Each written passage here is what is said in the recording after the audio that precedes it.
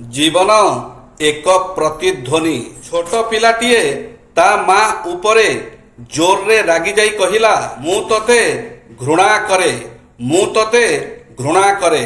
ତୁ ଗୋଟେ ବାଜେ ଲୋକ, ତୁ ମୋର ମା ନୁହେଁ।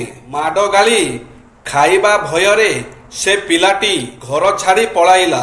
ସେ ପାହାଡ଼ ପାଖକୁ ଯାଇ ସେହିଭଳି ବଡ଼ ପାଟିରେ କହିବାକୁ ଲାଗିଲା, ମୁଁ ତତେ ଘୃଣା କରେ, ତୁ ଗୋଟେ ବାଜେ ଲୋକ। ତାରି କଥା ପୁଣି ତା ଆଡ଼କୁ ଫେରି ଆସିଲା, ମୁଁ ତତେ ଘୃଣା କରେ, ତୁ ଗୋଟେ ବାଜେ ଲୋକ। ତା ଜୀବନରେ ପ୍ରଥମ ଥର ସେ ଏଭଳି ପ୍ରତିଧ୍ୱନିଟିଏ ଶୁଣିଲା। ସେ ଖୁବ୍ ଭୟଭୀତ ହୋଇପଡ଼ିଲା।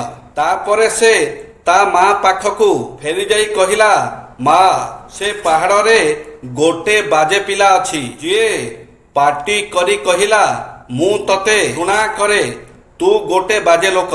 ମା କଥାଟା କ'ଣ ବୁଝିପାରିଲା ଏବଂ ତା ପୁଅକୁ କହିଲା, ତୁ ଆଉ ଥରେ ସେଠାକୁ ଯାଇ କହ, ମୁଁ ତତେ ଭଲ ପାଏ, ମୁଁ ତତେ ଭଲ ପାଏ।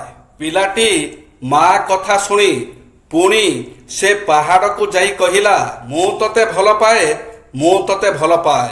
ତା କହିଥିବା କଥା ପୁଣି ତା ଆଡ଼କୁ ଫେରି ଆସିଲା, ମୁଁ ତତେ ଭଲ ପାଏ, ମୁଁ ତତେ ଭଲ ପାଏ। ପିଲାଟି ଏଥିରୁ ଏଇ ନୀତି ଶିକ୍ଷା ପାଇଲା ଯେ ଆମର ଜୀବନ ଏହିଭଳି ଏକ ପ୍ରତିଧ୍ୱନି। ଆମେ ଯାହା ଦେଉ ତାହା ହିଁ ଫେରି ପାଉ।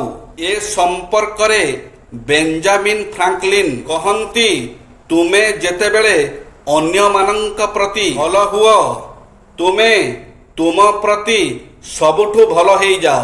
ଅଧିକ ସାପ ଦେଖାଯାଉଥିବା ଦେଶ। ସମଗ୍ର ବିଶ୍ୱରେ ଏପରି ଏକ ଦେଶ ରହିଛି ଯେଉଁଠି ଅଧିକ ସାପ ଦେଖାଯାଆନ୍ତି। ଏହି ତାଲିକାର ଶୀର୍ଷ ସ୍ଥାନରେ ରହିଛି ମେକ୍ସିକୋ। ଏଠାରେ ପ୍ରାୟ 438 ପ୍ରଜାତିର ସାପ ଦେଖାଯାଆନ୍ତି। ଦ୍ୱିତୀୟ ସ୍ଥାନରେ ଥିବା ଦେଶଟି ହେଲା ବ୍ରାଜିଲ।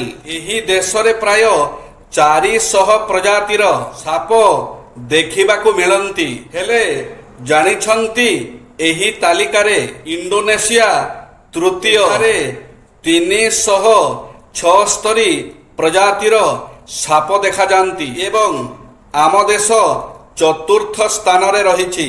ଆମ ଦେଶରେ 300 ପ୍ରଜାତିର ସାପ ଦେଖାଯାଆନ୍ତି। ଏହା ବ୍ୟତୀତ ସର୍ପାଘାତ ମୃତ୍ୟୁ ତାଲିକାରେ ଆମ ଦେଶ ପ୍ରଥମରେ ରହିଛି। ସର୍ବାଧିକ ଚୀନାବାଦାମ ଉତ୍ପାଦନ କରୁଥିବା ରାଜ୍ୟ। ପ୍ରାୟ ସମସ୍ତେ ଚୀନାବାଦାମ ଖାଇବାକୁ ପସନ୍ଦ କରିଥାନ୍ତି।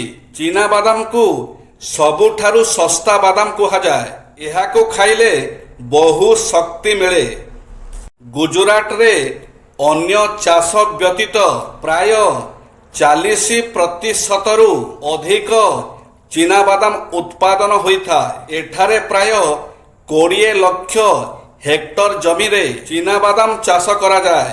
ଗୁଜରାଟ ଭାରତର ସବୁଠାରୁ ଅଧିକ ଚୀନାବାଦାମ ଉତ୍ପାଦନ କରୁଥିବା ରାଜ୍ୟ ମଧ୍ୟରେ ଜଣାଶୁଣା। ଜୟ ଶ୍ରୀ ଜଗନ୍ନାଥ।